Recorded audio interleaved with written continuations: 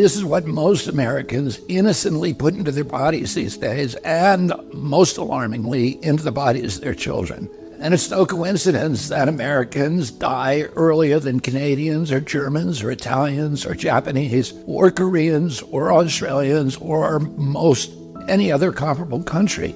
And it wasn't always that way. Until the early 1990s, our life expectancy was the same or better than other developed countries. Then suddenly, more and more Americans began suffering from chronic diseases, from obesity, cancer, diabetes, kidney disease, Alzheimer's, heart disease, and all kinds of autoimmune diseases. Our maternal mortality rate soared to the highest of any developed country on earth. Same with infant mortality.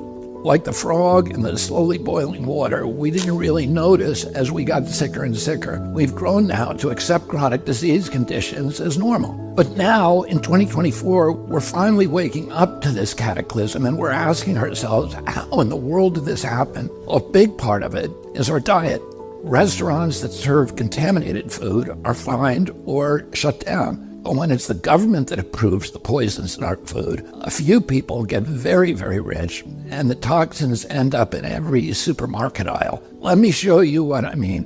Doritos, Cheez-Its, Cap'n Crunch, gummy bears. Everyone knows that these are junk foods, so maybe you wouldn't be too surprised to see that the ingredients include a lot of poisons, including a harmful yellow dye called tartrazine, or yellow dye number 5. What you may not know is that this dye was originally made out of the sludge that's left over when you turn coal into coke for blast furnaces.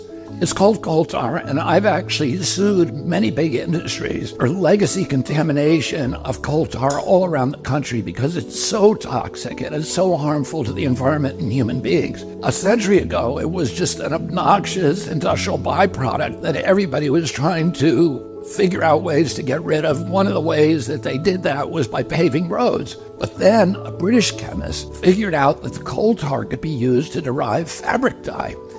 And if fabric dye, why not food? Food manufacturers began using it to cover up the discoloration of low-quality foods that they wanted to pass off on unsuspecting customers. They didn't know back then that this yellow dye, tartrazine, causes tumors, asthma, developmental delays, neurological damage, ADD, ADHD, hormone disruption, gene damage, anxiety, depression, intestinal injuries.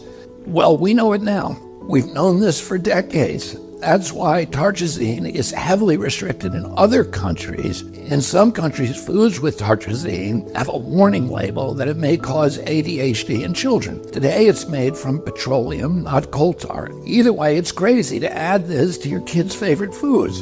It doesn't even change the flavor. This yellow dye isn't just in junk food. It's in the foods that we consider healthy. It's in everyday kids' snacks like popcorn, mac and cheese, fruit snacks. It's in sports drinks like Gatorade and so-called vitamin water. It's even added to chicken broth, to corn, to pickles, to mustard, and to yogurt. And so, of course, our kids get sick.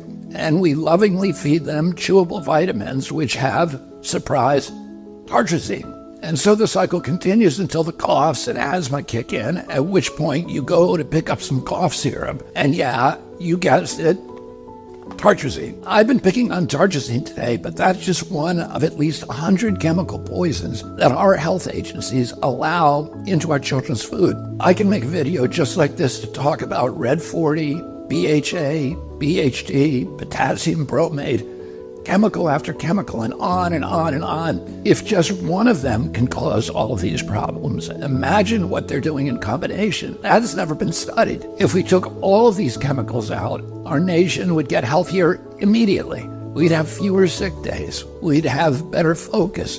We'd have less anxiety. Our kids would learn more easily. We'd lose weight.